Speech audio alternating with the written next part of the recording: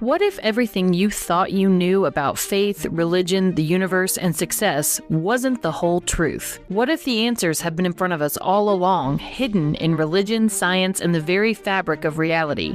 I grew up in the Bible Belt, surrounded by deep faith, but as I got older, I started questioning. That search led me to study psychology, philosophy, and ultimately law, where I was trained to analyze evidence and think critically. As a prosecutor and later a defense attorney, I built my career on uncovering the truth beyond a reasonable doubt. Now, I bring that same investigative mindset to life's biggest questions: faith, spirituality, and the forces that shape our lives.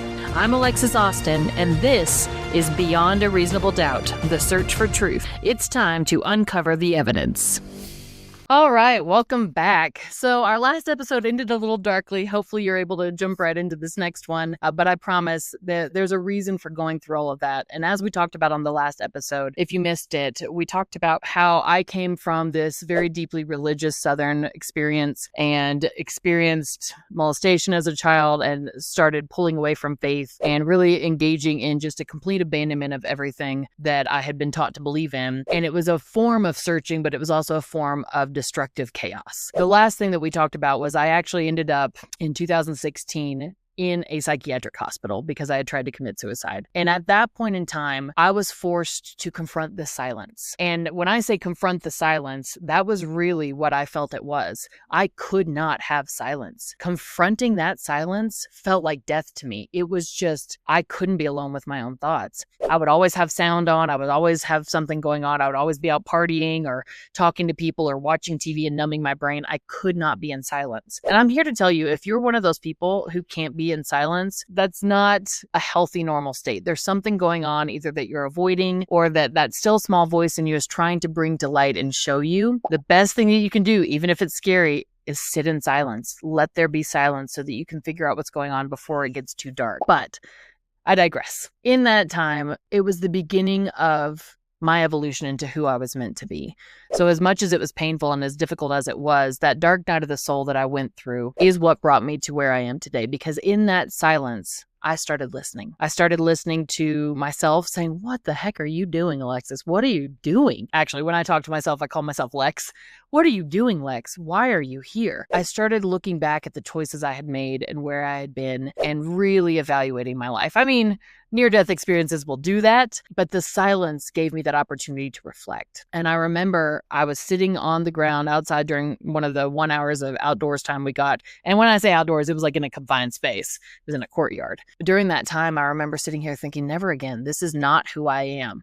And it was during that time when I started reconnecting with this thought of there is someone that I am, there is someone deep in me, and this is not who that is. That's when I started opening myself up to the universe, faith, God, and success, because they go hand in hand. Opening yourself up to success and living the life that you're supposed to live automatically opens you up, if you're doing it correctly, to being the best version of yourself, being connected to that inner voice inside you. I remember thinking, this is not who I am. I will never come back to this place. I am not this person.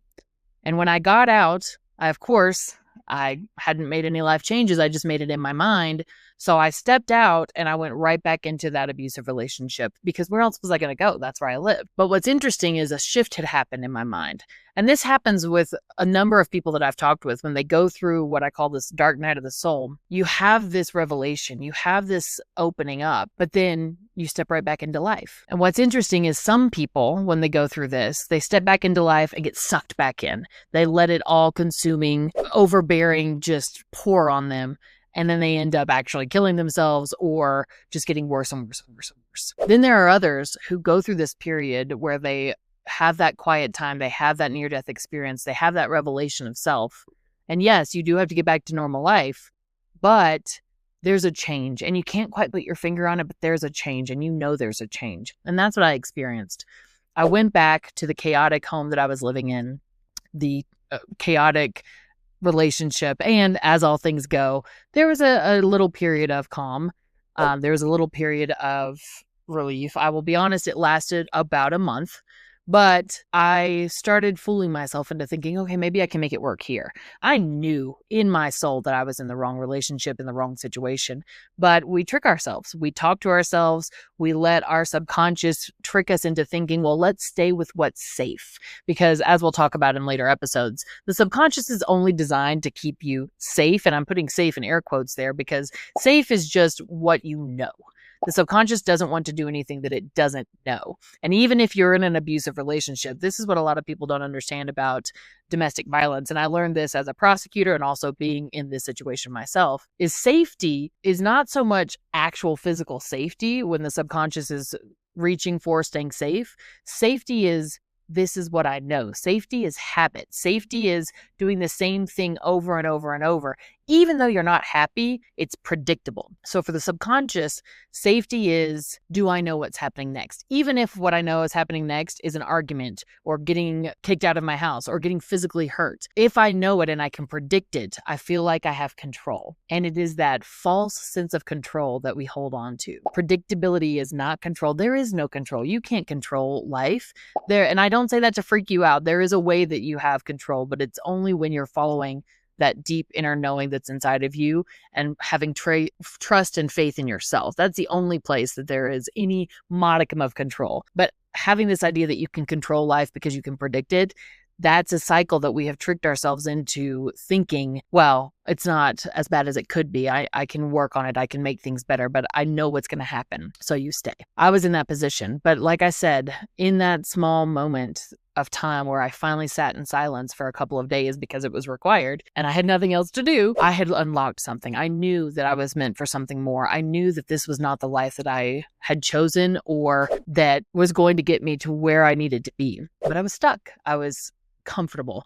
And I say comfortable not in a happy comfort, but in a predictability. I was in a pattern. I was in a comfortable pattern. And so things got worse. And that often happens. I've talked to so many people who have gone through this process of having a near-death experience or having a dark night of the soul experience. And I think what's happened is in society and in the movies and things, we see this like hero's journey where the person is going through this really terrible, dark situation, and then it's the worst possible place, the rock bottom, like we hear about in Alcoholics Anonymous, and then everything gets better. But that's not how human beings work. We are not a up and down and then up completely forever. We are always experiencing fluctuations. And especially in healing and recovery, you are always faced with that next thing that you have to overcome. It's never everything's just all sunshine and roses. I will tell you, it does get better. And the things that you have to conquer as you go through and you build up are less terrifying safety issues and more challenges like, oh, let's see what I can do with this thing to overcome to reach that next level of awesomeness. But in this place in my life, I was in a worse place than before. My relationship got even worse. It got even more chaotic, sometimes violent. It was terrible. And finally, I got to the point where I looked at myself and I thought, I can't do this anymore. So I reached out to a friend, and my friends had seen me going through this, not nearly to the extent that I was actually going through it, but the friend that I had often been able to go stay at her house, it was a couple friends, so their house, I reached out to them and said, look, I can't do this anymore. And I had moved in with them at least twice before in this relationship. Little did I know that there was a discussion that they had saying, we can't keep letting her do this. We can't keep helping her stay in the cycle. But thank you so much to these two. You know who you are. I said, look, I need help. I need to get out. And they let me move back in. And then they said, look, you've moved in with us now. But my girlfriend said, you need to get an apartment. I'm going to help you get an apartment. And I didn't want to do that because even though I'd made that first step saying, okay, I'm going to get out of this, my subconscious was saying, well, maybe I could go back. Maybe I can make it better. Go back to the safety. Go back to the known. But I will forever be grateful to her and her presence in my life because she said, no, we're going to just go. Let's just look. And this is where I started exercising what I call my woo-woo manifestation muscle. It's not really woo-woo. There is a scientific reason behind why this works, which we will get into. But I said, okay, well, let's just look. You're right. I can just look. And then I said to myself, and I did this as a test, honestly. I was testing myself in the universe. I do this a lot. I thought, okay, I'm not going to move out unless I can find the absolute perfect place, because why would I leave a perfectly good home and a perfectly good relationship I was joking to myself, but a perfectly good relationship for anything but the best. Like, it has to be powerful to make me leave. So I had all these things that I said I had to have. I had to have a apartment filled with sunlight all around. It had to be very clean. It had to be very modern. It had to be out in nature, which I lived in the city. I don't know. I was setting this up to try to make it so that I couldn't find a place. But lo and behold, I put that list together and said, this is what it would take for me to leave. And we found that exact apartment. It was gorgeous. When we stepped through the door, there was sunlight streaming in. It had its own personal garage. It was heated. And next to it was a complete open space. It had never been developed. And it was sitting right there with a full view of Cheyenne Mountain and Pikes Peak. It was heaven. And I thought, this is a sign. I said, this is what I would need to get out, and it's right here.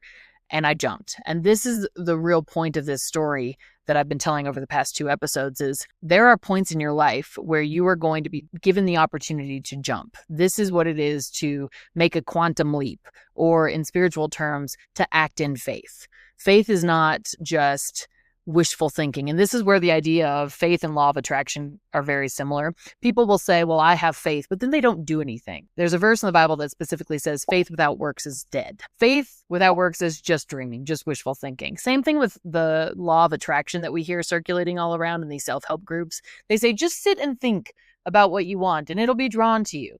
That's not real. Sitting and just thinking will bring the opportunity to you, but then you have to take the step. You have to move forward. You have to engage in that opportunity that you drew to you. So that's what I had done. This was my first experience doing this. I said, okay, this is what I want. Well, it's the first time I took note of it. We do it all the time in our lives, but this was the first time I took note of it. And I took the step. To this day, I don't know where I got the courage. I don't know where I got the gumption, except for I had sat in that quiet place back in the hospital and said, I'm not going to stay here. And so this was the step. Now, just because I got the apartment didn't mean I got out of the bad relationship, because I have to complicate the crap out of everything. But I did get out of the bad relationship eventually because I created space in that apartment. Now, this is where, like I was talking about, when you go to that next level, there are going to be things that test you at that next level. So when I got out and I was out of the bad home, I was still flirting with a relationship and going back and talking all the time. It was still not good, but I was getting myself out. I was taking baby steps to where I needed to be safe. Then when you do this and you step out and you take that next step, inevitably something happens, and it's an opportunity to either continue rising or to let everything come crashing back down. That's the nature of taking steps in faith. That's the nature of making a quantum leap. There's always an opportunity to step forward, but there's always going to be a chance once you step forward, there's an opportunity to slide back. What happened with me is I had taken that step. I was getting out. I was starting to exercise again. I was starting to eat healthy again. Everything was starting to be brighter in my life. And then the man that I had been engaged to, now we'd broken off the engagement when I moved out, but we were still talking. Then he killed himself. And he did it in the exact way that I had tried to do it 2 years before. And this was a point in my life when I saw it and I said, okay, I have a choice to make here. I can either be sucked in and destroyed, or I can rise above. Now, I did engage in a very heart-wrenching period of mourning because it was so much involved. Not only the death of someone, he died and his children were in the house. Like, it was a traumatic experience, but not just the trauma of the event, but also coming to terms with everything that surrounded that life and everything that surrounded that relationship. It was a dark period. But this is what I've learned in this journey is when you ask for help, help will come. You may not know where the help's going to come from or how it comes.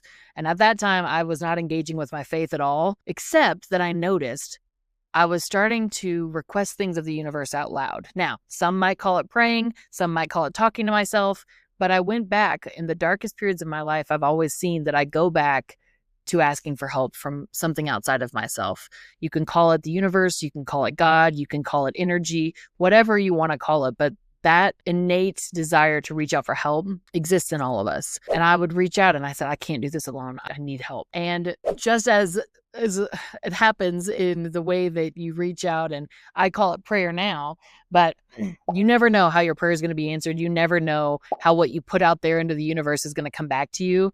I said, I need help desperately. And a friend of mine from high school, who I hadn't seen in ages, reached out to me from across the globe. Literally, he was living in a different country. He said, I just got this feeling that you need my help. I'm coming to the US. And he came. He came to the U.S. I hadn't seen him in years. And he said, we need to get you out of this apartment, out of this funk that you're in. And he and I literally hopped in a car and took off to the Grand Canyon because I'd never been.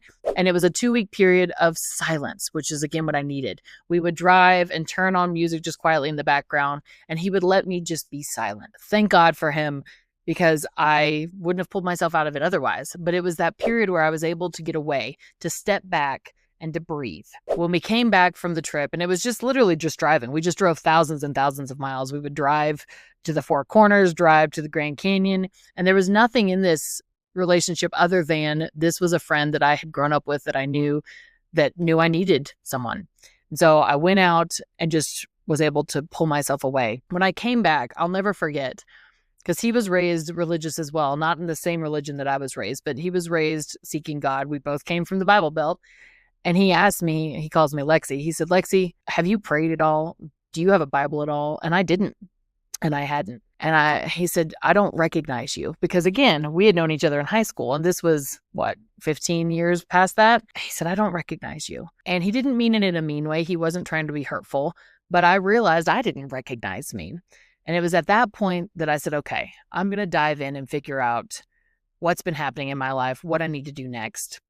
And I bought a Bible, and then I bought 5 self-help books because I didn't want to be religious. I didn't want to dig into that. I wanted to look at everything together to see, okay, are there fundamental truths in what I was raised to believe versus what actually exists? And I started my journey there. I started reading everything that I could get my hands on. I started listening to audiobooks on success. I started listening to self-help books. And I started just diving in with a voracious hunger for knowledge, trying to understand what I needed to do next. And it was during that period, and I talked about this in a previous episode, where I was still a partner at the law firm. I was still engaged in that.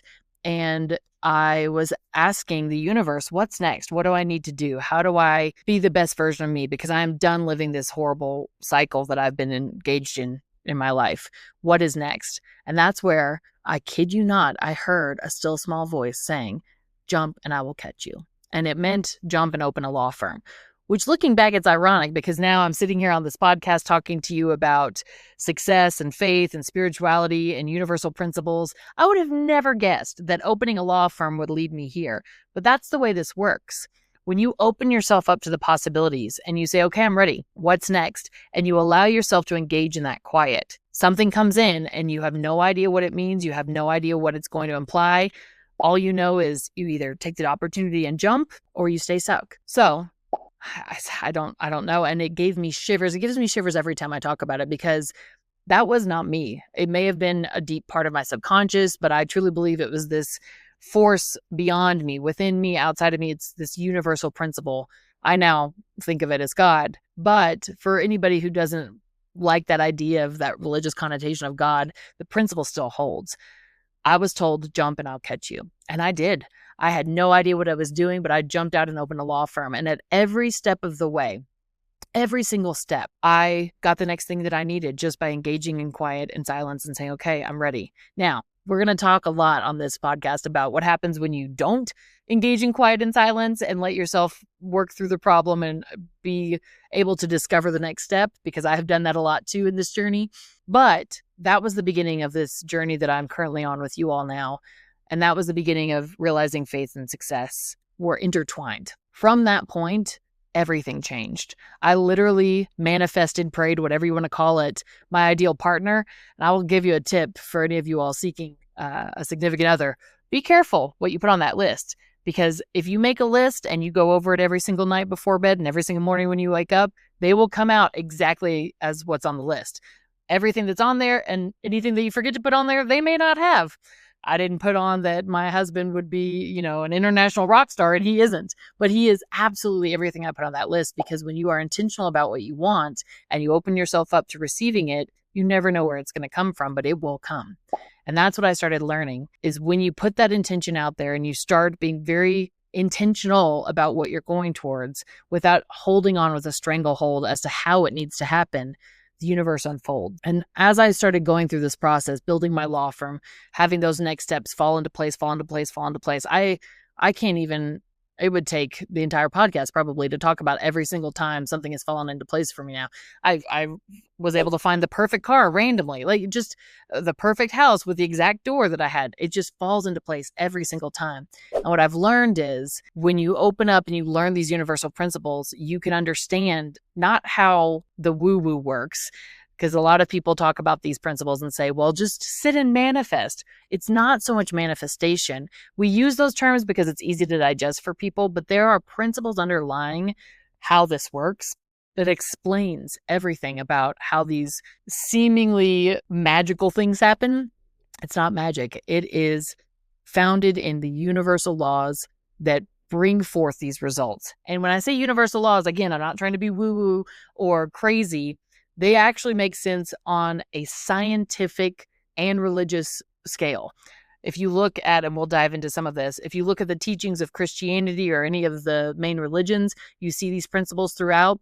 And then if you turn and you look to science, specifically quantum physics and quantum mechanics, it all lines up and it's all connected to bring these results to you. What I am doing with this podcast is I'm bringing you, number one, these past 2 episodes were to tell you who I am and where I came from. But then I want you to have that base and understand that from those principles, you can learn anything you need to move to the next stage in life, anything you need to accomplish what it is that you've always wanted to do, or anything you need to figure out what it is you want to do. These principles that we're going to go over, and I'm going to pull them out and show them to you over and over and over again, because the idea is, if you're anything like me, your brain, especially if you've worked as hard as I did to make your brain very, very logical, your logical brain may not want to go into any kind of woo-woo, crazy spirituality kind of stuff, and that's fine. You do not have to.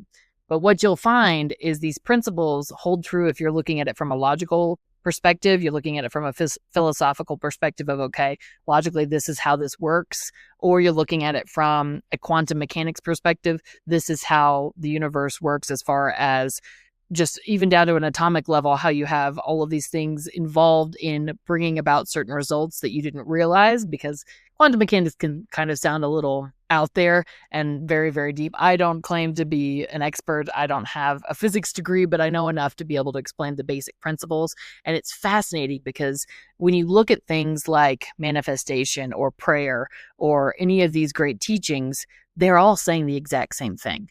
There are fundamental laws of the universe that exist that if you learn what they are and how to work with them, your potential is unlimited. You can literally do anything. You can be anything. And I don't say this to be woo-woo or crazy or anything like that.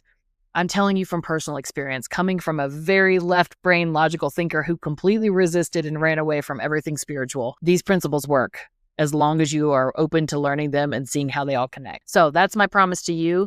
If you've stuck with me this long, I am so excited to start diving into those principles with you. We're going to be looking at different texts, different ideas, different teachings, and showing how they're all connected to that underlying truth of the universe. This is Beyond a Reasonable Doubt, a search for truth. I'm your host, Alexis Austin, and I'm so excited to go on this journey with you.